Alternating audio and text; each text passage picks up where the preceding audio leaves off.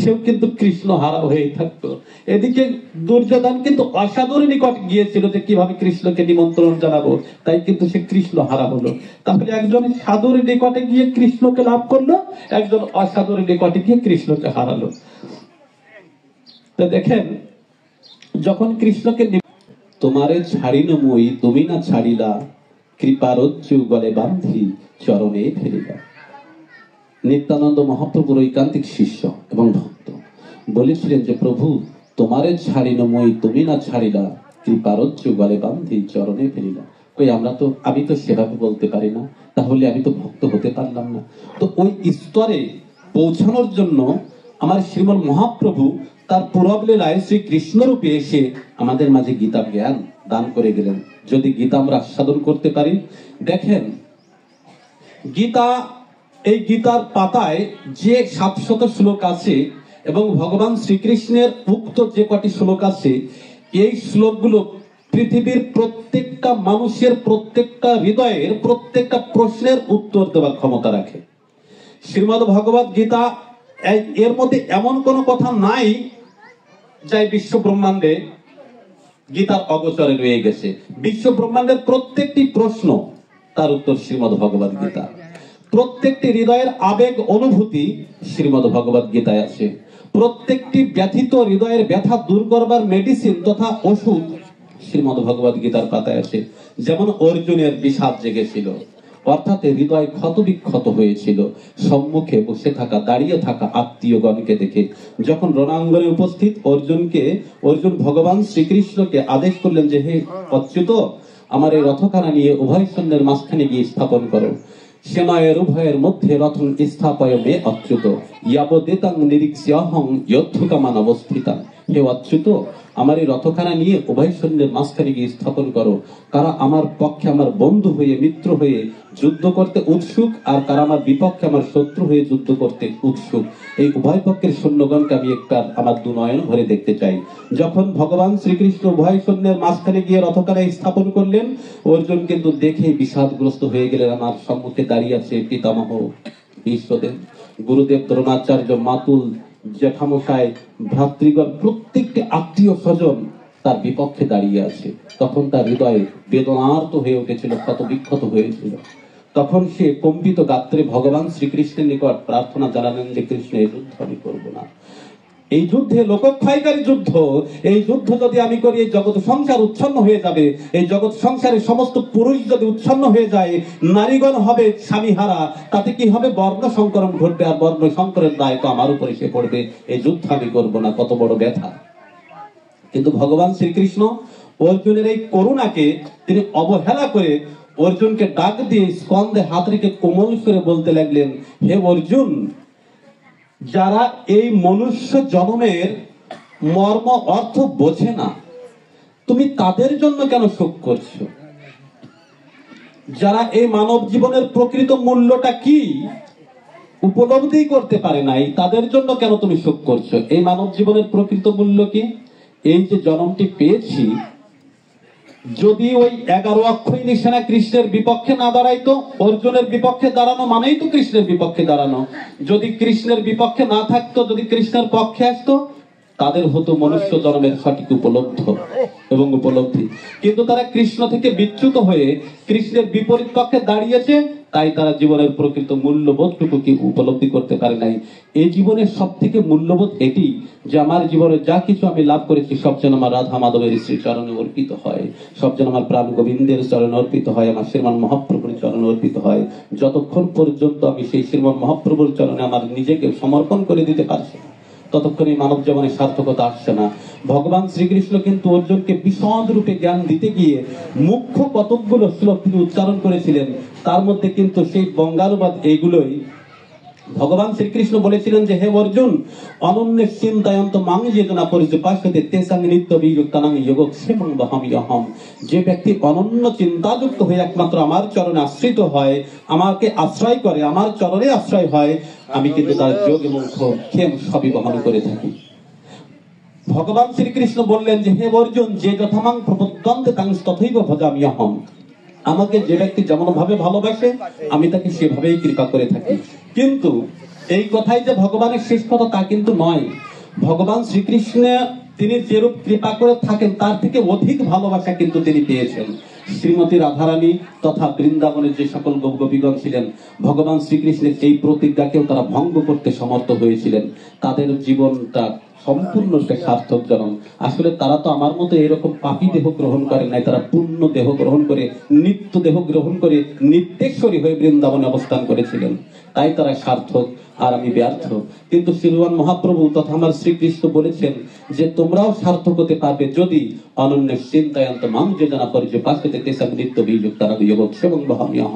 যদি শ্রীমদ্ ভগবত গীতার মর্মার্থ তোমরা উপলব্ধি করে সেইভাবে জীবন চালাইতে পারো, তাহলে তোমাদের জীবন সার্থক হবে, তোমাদের জীবনেও সার্থকতা নেমে আসবে।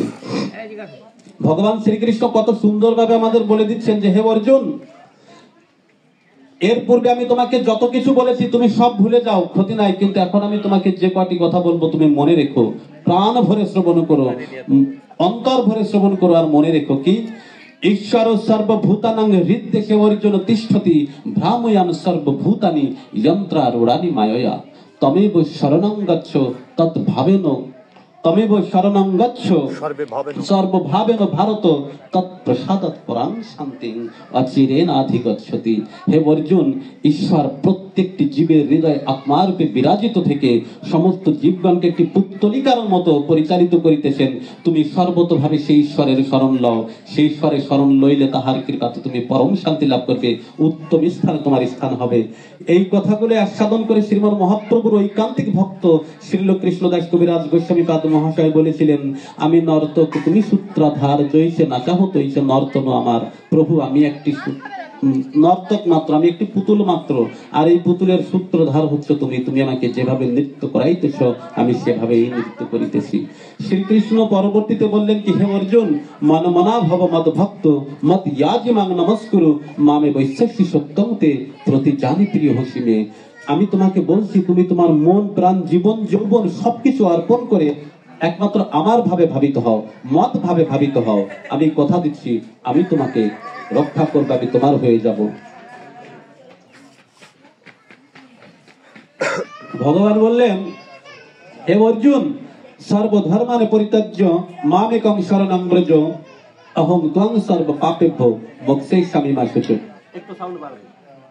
তুমি তোমার সমস্ত ধর্মকর্ম পরিত্যাগ করে দাও, সমস্ত ধর্মকর্ম পরিত্যাগ করে একমাত্র আমার চরণে আশ্রিত হও। আমি তোমাকে কথা দিচ্ছি আমি তোমাকে মুক্তি দান করব, মোক্ষ দান করব। এই যে সমস্ত ধর্মকর্ম পরিত্যাগ করতে বলেন, কোন ধর্মকর্ম? আমরা মানুষ, আমাদের বহির্মুখী একটি ধর্ম আছে, একটি কর্ম আছে, অন্তর্মুখী একটি ধর্ম আছে, কর্ম আছে। এই বহির্মুখী এবং অন্তর্মুখী কর্ম আমাদের ইন্দ্রিয় সকল অনুসারে হয়ে থাকে। যেমন আমাদের চোখের একটি কর্ম আছে, সেটি বহির্মুখী কর্ম, একটি আছে অন্তর্মুখী। হাতের বহির্মুখী কর্ম আছে, অন্তর্মুখী কর্ম আছে। প্রত্যেকটি ইন্দ্রিয়ের এরকম বহির্মুখী কর্ম অন্তর্মুখী কর্ম আছে। ঠিক তেমনি আমার মনেরও একটি বহির্মুখী কর্ম আছে, একটি অন্তর্মুখী কর্ম আছে। ভগবান বললেন, তোমার বহির্মুখী ধর্ম এবং বহির্মুখী কর্মকে পরিত্যাগ করে অন্তর্মুখী কর্ম নিয়ে এবং অন্তর্মুখী চিন্তা চেতনা নিয়ে তোমার এই পথ অনাহতে দেখো আমি আসন পেতে আমি বসে আছি। তুমি ওই আমাকেই দেখো এবং ওর মধ্যে আমি যে বসে আছি তুমি ওখানেই তোমার জীবন মন প্রাণ সবকিছু সমর্পণ করে দাও। তাতে কি হবে? তোমার মুক্তি লাভ হবে। কিন্তু অর্জুন কি করেছিল? অর্জুন কিন্তু ঠিকই তা করেছিল। শেষ সময় এসে কিন্তু অর্জুনের মাঝে মাঝে ভুলও হয়ে গিয়েছিল। কিন্তু সেই ভুল হবার আগেকার যে কাহিনীটুকু বলি, ভগবান শ্রীকৃষ্ণ অর্জুনের নিকট এবার জিজ্ঞাসা করলেন যে আচ্ছা অর্জুন, এই দীর্ঘ সময় ধরে আমি তোমার নিকট যে গীতা তত্ত্ব জ্ঞান দান করলাম, এই গীতা অর্থ এবং গীতা কথা শ্রবণ করে তোমার মনের মধ্যে এখনো কি কোনো সন্দেহ বিরাজ করছে? তুমি কি আমার এই কথাগুলো গভীরভাবে মন প্রাণ দিয়ে আস্বাদন করেছো তো? তখন কিন্তু অর্জুন উদাত্ত কণ্ঠে আহ্বান করে ভগবান শ্রীকৃষ্ণের নিকট কৃতজ্ঞতা স্বরূপ জানিয়েছিলেন যে হে কৃষ্ণ, নষ্ট মোহ স্মৃতিং লব্ধা তৎ প্রসাদান ময়াচ্যুত স্থিত অস্মি গত সন্দেহ করিষ্যে বচনং তব। একটি ছোট্ট নাম ধরে ভগবান শ্রীকৃষ্ণকে কিন্তু ডেকেছিলেন। আমরা এমনিতেই জানি ভগবান শ্রীকৃষ্ণের 178 নাম, মানে 178 নামে 108টি নাম। কিন্তু ভগবান শ্রীকৃষ্ণের কি শুধু এই 108টি নামই? তিনি তো অনন্ত বিভূতি তার, তাই অনন্ত নাম তার। সেই অনন্ত নামের মধ্যে অর্জুন কিন্তু একটি নাম শেষ সময় সে চয়ন করে ভগবান শ্রীকৃষ্ণকে স্মরণ করিয়ে দিয়েছিলেন যে হে কৃষ্ণ, তুমি শুধু কৃষ্ণই নও, তুমি অচ্যুতও বটে। শ্লোকের শুরুতে, গীতার শুরুতে ভগবান শ্রীকৃষ্ণকে অর্জুন অচ্যুত বলে সম্বোধন করেছিলেন, আর শ্লোকের শেষে তথা গীতার শেষ অংশে ভগবান শ্রীকৃষ্ণকে অচ্যুত বলে সম্বোধন করেছিলেন। অর্জুন দুটো কথা বলেছিলেন, গীতার শুরুতে একটি আর গীতার শেষে একটি, দুটো শ্লোকের মধ্যে কিন্তু তিনি অচ্যুত শব্দ উচ্চারণ করেছিলেন। কেন করেছিলেন? গীতার শুরুতে তিনি যখন অচ্যুত শব্দ উচ্চারণ করলেন তখন কিন্তু বুঝিয়ে দিলেন যে হে কৃষ্ণ, তুমি তো বলেছিলে যে যুদ্ধ তুমি করবে না। যখন আমি তোমাকে আনতে যাই, যখন আমি তোমাকে নিমন্ত্রণ দিতে যাই, আমার সঙ্গে কিন্তু দুর্যোধন গিয়েছিল। তাই সেদিন কি হয়েছিল, দুর্যোধন কৃষ্ণকে নিমন্ত্রণ দিতে যাবে আর এদিকে অর্জুন কৃষ্ণকে নিমন্ত্রণ দিতে যাবে।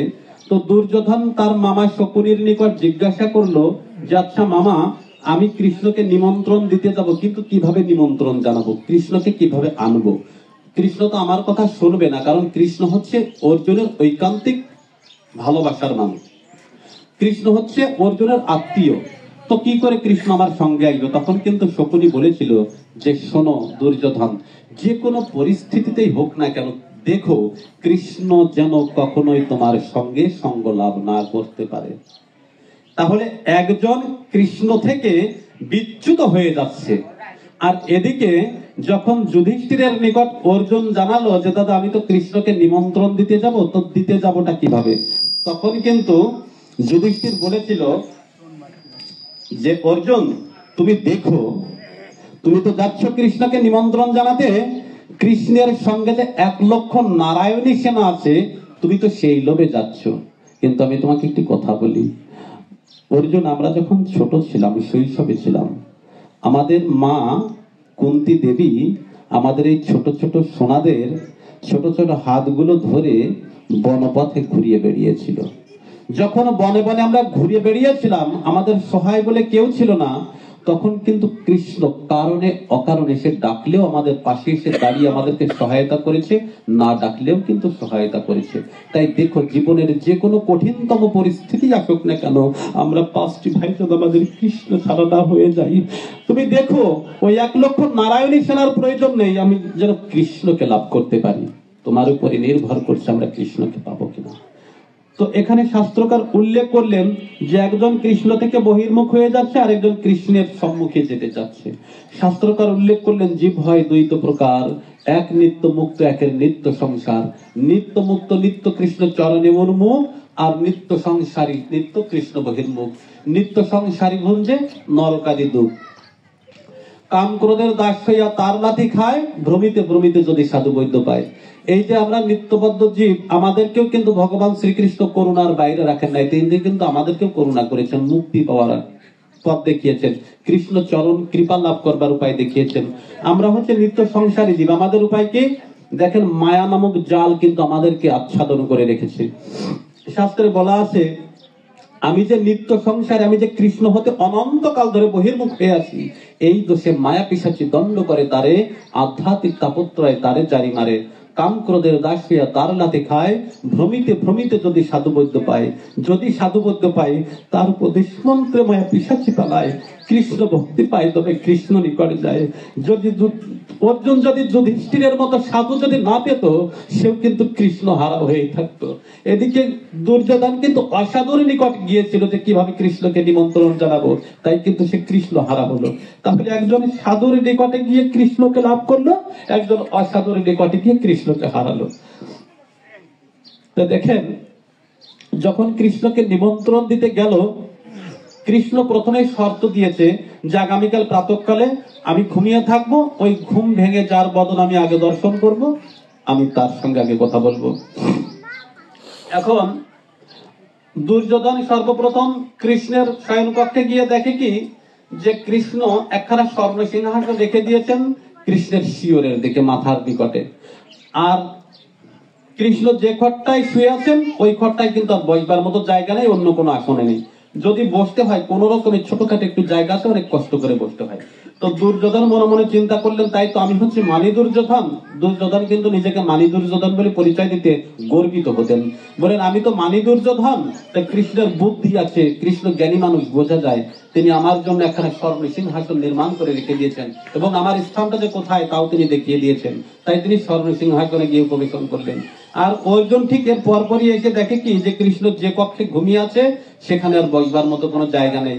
তো কৃষ্ণ যেখানে ঘুমিয়ে আছে যে খটটায়, সেই খটটায় কৃষ্ণের চরণ পাশে একটুখানি জায়গা আছে, অনেক কষ্ট করে বসা যায়। তাই অর্জুন কি করলো, কৃষ্ণের চরণ পাশে গিয়ে বসে মৃদুবন্ধ ভাবে কৃষ্ণের চরণ সেবা করছে। আর মনে মনে চিন্তা করছে, গোবিন্দ রে, জীবনতে কোনোদিন তোমার চরণ সেবা করে দেখতে পারলাম না।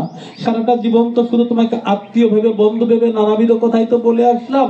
তো জীবনে হয়তো আজ শেষ সময়, এই শেষ সময়ে আমি যে তোমার চরণ সেবা করছি, প্রভু আমার এই সেবাটুকু তুমি গ্রহণ করে নিও।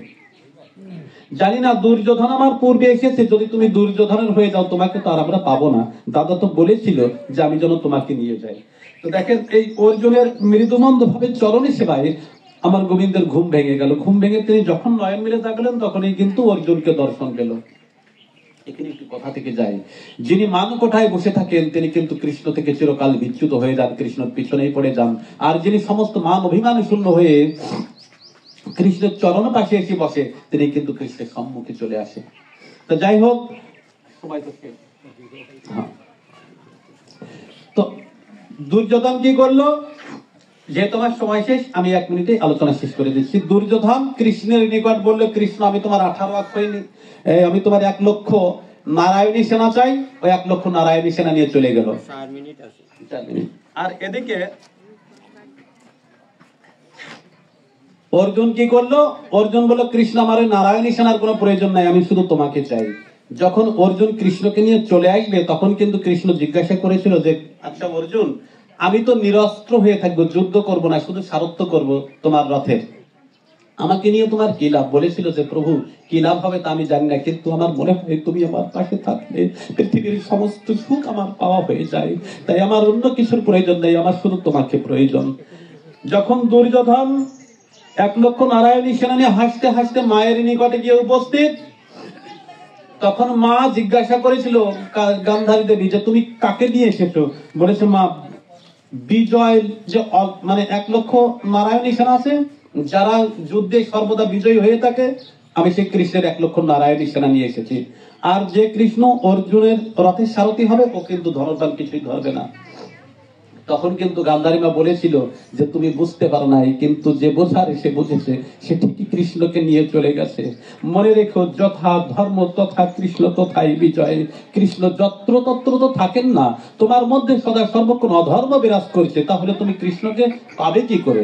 আর দুর্যোধন, যুধিষ্ঠির এবং অর্জুনদের সঙ্গে সদা সর্বক্ষণ ধর্ম বিরাজ করছে। একটি কথা বলে যাই বাবা, নিখিল বাবু আমার শ্রদ্ধেয় ভাগবতের গুরু, তিনি বলেছিলেন সত্যের ছাউনি, ন্যায়ের খুঁটি, চরিত্রের বেড়া আর আত্মবিনয়ের কপাট, এই 4টি বস্তু যার মধ্যে থাকে ধর্ম তার শ্রী চরণতলে এসে ধরা দেয় এবং গোবিন্দ সদা সর্বক্ষণ তার সঙ্গে থাকে। তো কৃষ্ণ তো ওর যুধিষ্ঠিরের সঙ্গেই থাকবেন। বিদুর দুর্যোধনের এই কথা শ্রবণ করে বললেন কি যে শোনো দুর্যোধন, তুমি বলছো যে কৃষ্ণ ধনুর্বাণ ধরবে না, তুমি বোকা। কৃষ্ণের ধনুর্বাণ লাগে না, কৃষ্ণ ধনুর্বাণ না ধরে যা করতে পারে সমস্ত গোটা বিশ্ব ব্রহ্মাণ্ড এক পাশে থেকেও তা করতে পারে না। যাকে যা পাওয়ার, যে ব্যক্তি যা পাওয়ার উপযুক্ত সে ব্যক্তি তাই পাবে। তো দেখেন গীতার শেষ অধ্যায়ে এসে অর্জুন কি করলেন, শেষ যে কথাটি বলেছিলেন নষ্ট মোহ স্মৃতি লব্ধ তৎপ্রসাদন ময়াচ্যুত স্থিতস্মিগত সন্দেহ করিষ্যবা তব। গোবিন্দরে, সেদিন তো তোমাকে নিয়ে এসেছিলাম, যুদ্ধের শুরুতে আমি তো তোমাকে অচ্যুত বলে সম্বোধন করেছি, এখন শেষ সময় তোমাকে অচ্যুত বলে সম্বোধন করছি। তো তুমি দেখো পৃথিবীতে যতটা কাল আমি বেঁচে থাকি, বা শুধু এই জন্মে নয়, জন্মে জন্মে কোনো জন্মেও যেন আমি তোমার চরণ ছাড়া যেন না হই, আমি যেন তোমার থেকে বিচ্যুত যেন না হয়ে যাই। এই অচ্যুত শব্দের অর্থটি কিন্তু এই, যা থেকে কেউ কোনোদিন বিচ্যুত হতে পারে না। আমরাও যদি পরাণ ভরে যদি বলতে পারি হে গোবিন্দ দেখো আমি যেন তোমার চরণ ছাড়া না হই। এই পৃথিবীতে বেঁচে থেকে বা মনুষ্য জন্ম পেয়ে তো কিছুই লাভ করতে পারলাম না, তা দেখো আমি যা কিছু করি আমার এই জীবন সহ আমার সমস্ত কৃতকর্ম যেন তোমার ভজনযোগ্য সেবায় যেন লাগে যায়। এই প্রার্থনা শুধু প্রত্যেকটি জীবের নয়, আমারও এই প্রার্থনা রইল। আর আপনাদের শ্রীচরণে নিবেদন জানাই, হয়তো দীর্ঘক্ষণ সময় ধরে আলোচনা করছি। আমার এই আলোচনায় যদি বৃহত্তম কোনো ভুল ত্রুটি যদি করে থাকি, আপনারা সাধুগুরু বৈষ্ণব কৃষ্ণ ভক্তগণ দয়া করে আমার সমস্ত ভুল ত্রুটি ক্ষমা করে আপনাদের আতুল চরণে একটুখানি আশ্রয় দিবেন আর আশীর্বাদ করবেন পৃথিবীতে যতটা কাল বেঁচে থাকি। দেখেন, আগেই বলেছি মনুষ্য জন্ম কিন্তু ছোটখাটো জন্ম নয়, বিরিঞ্চি বাঞ্ছিত জন্ম, দেবতা বাঞ্ছিত জন্ম। শাস্ত্রে বলা আছে, কৃষ্ণের যতিকু খেলা, সর্বোত্তম নরলীলা, নরবপু তাহার স্বরূপ, গোপ বেশে বেলুকর, নবকিশোর নটবর, নরলীলার হয় অনুরূপ। কৃষ্ণ পৃথিবীতে এসেছেন যিনি স্বয়ং কৃষ্ণ, এক আছে কৃষ্ণের অংশাংশ, তারা অবতার রূপে। আর যিনি স্বয়ং কৃষ্ণ, তিনি যখন পৃথিবীতে এসেছেন তিনি কিন্তু মনুষ্য দেহ ধারণ করে মানুষের আকৃতি নিয়ে এসেছেন। সেই ভজনযোগ্য জন্ম পেয়ে হয়তো আমি আমার গৌর গোবিন্দকে ভজনা করতে পারলাম না। তা দয়া করে আশীর্বাদ করবেন, আমি যতটা কাল বেঁচে থাকি যেন আমার মহাপ্রভু তথা আমার প্রাণ গোবিন্দের এই মুখানিসৃত বাণী শ্রীমদ ভগবত গীতাখানি যেন পাঠ করে যেতে পারি, নিজেও যেন জীবনে ধারণ করতে পারি এবং সে মতো যেন আচরণ করতে পারি, এই প্রার্থনা রেখে আজকের মতো ভাগবত আলোচনা তথা গীতা থেকে আলোচনা আমি এখানে বিশ্রাম রাখছি।